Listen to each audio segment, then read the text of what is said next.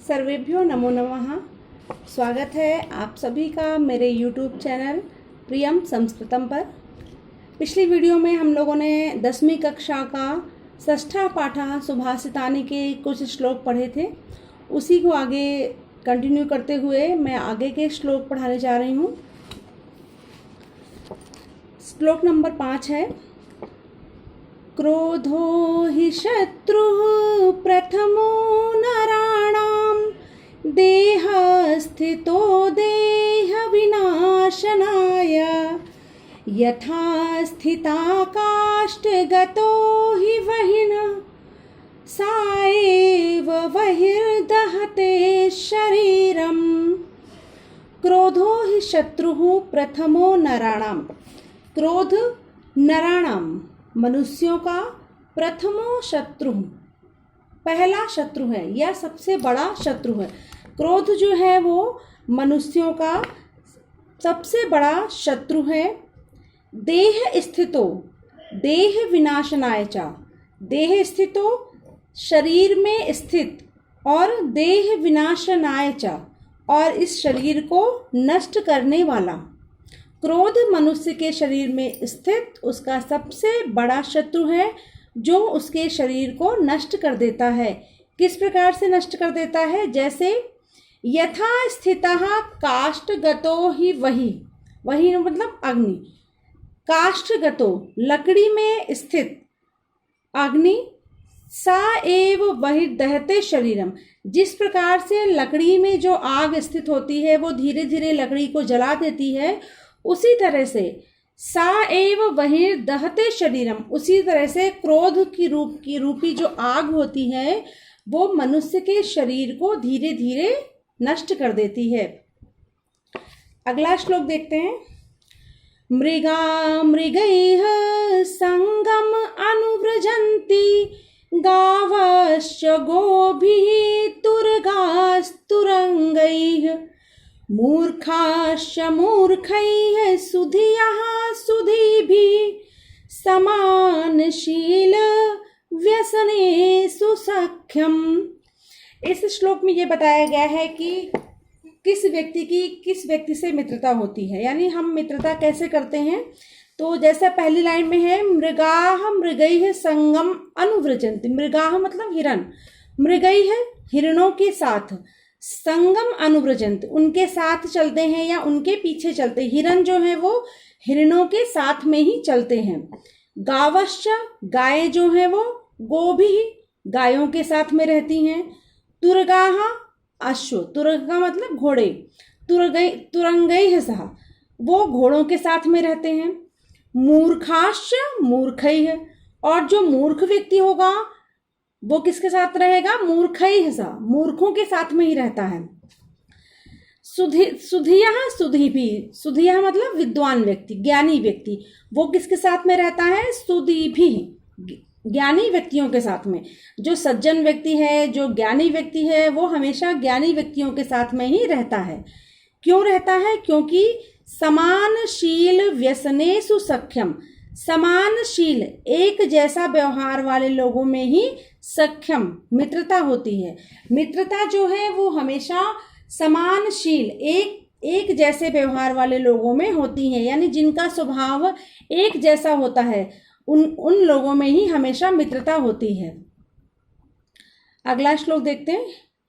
सेवितव्यो महावृक्षः फलच्छाया समन्वितः यदि दैवात् फलं नास्ति छाया केन निवार्यते। सेवितव्यो महावृक्षः फलच्छाया समन्वितः, फल और छाया से युक्त, फल और छाया को देने वाले महावृक्षः सेवितव्यः, ऐसे महान वृक्ष जो हैं वो सेवितव्य, सेवा करने के योग्य हैं। फल और छाया के गुणों से युक्त महान वृक्ष जो हैं वो सेवा के योग्य हैं या रक्षा के योग्य हैं। यदि दैवात फलम नास्ति, यदि दैवात, दैवात का मतलब भाग्य के वश, अगर भाग्यवश फलम नास्ति उसमें फल नहीं आएगा तो छाया केन निवार्यते, तो उसकी छाया को किसके द्वारा रोका जा सकता है? कहने का तात्पर्य यह है कि अगर भाग्यवश उस वृक्ष में कोई फल नहीं लगता है, फिर भी वो हमें छाया तो देगा ही।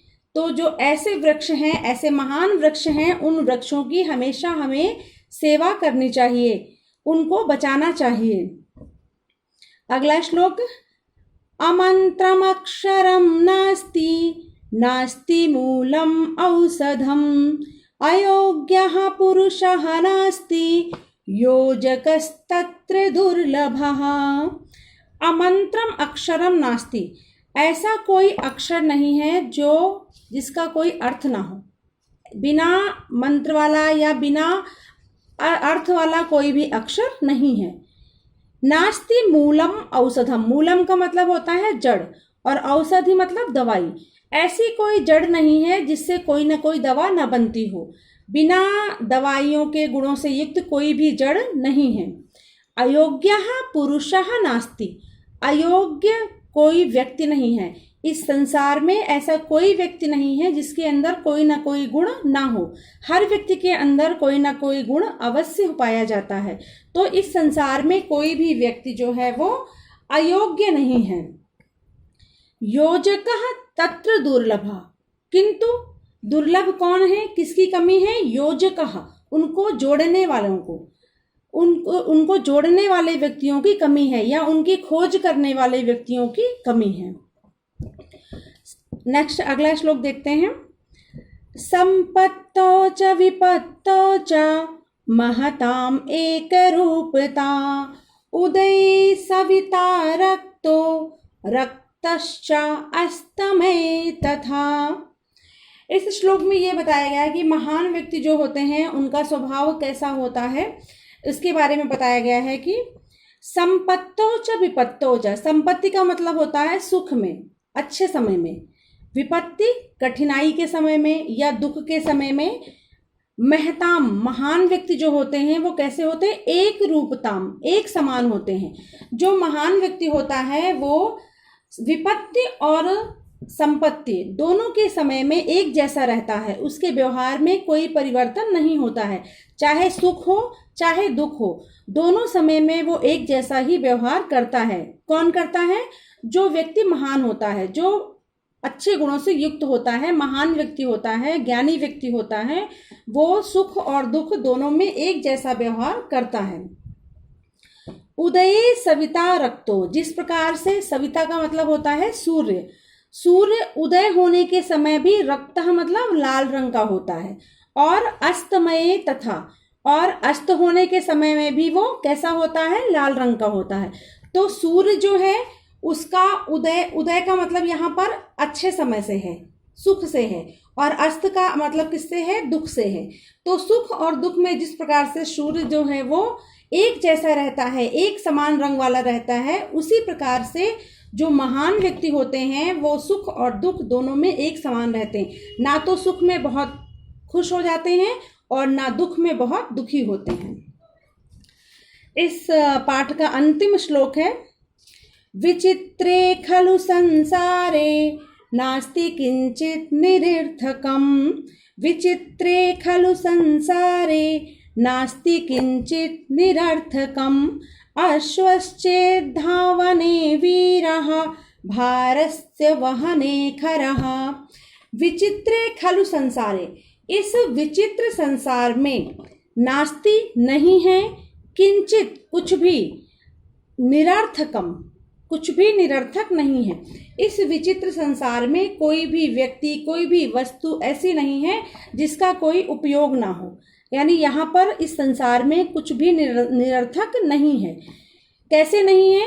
अश्वः चेत् धावने वीरः, अश्व मतलब घोड़ा, घोड़ा अगर धावने दौड़ने में वीर है, तेज है, तो भारस्य वहने खरः, जो खरः का मतलब यहाँ पर गधा, खरः मीन्स होता है गधा।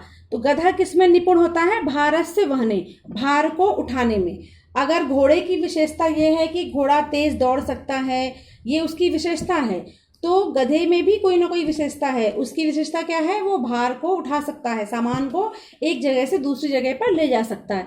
तो इस संसार में हर व्यक्ति में कोई ना कोई गुण अवश्य पाया जाता है, कोई भी व्यक्ति गुणहीन नहीं है। तो ये आज हमारा षष्ठः पाठः सुभाषितानि संपूर्ण होता है। अब इसका अभ्यास कार्य जो है वो मैं अगले वीडियो में आपको बताऊंगी। आपको ये चैप्टर कैसा लगा ये मुझे कमेंट में ज़रूर बताइएगा, और अगर आपकी कोई समस्या है तो आप मुझे बताइए, मैं आपकी समस्या का समाधान करने की कोशिश करूंगी। धन्यवाद।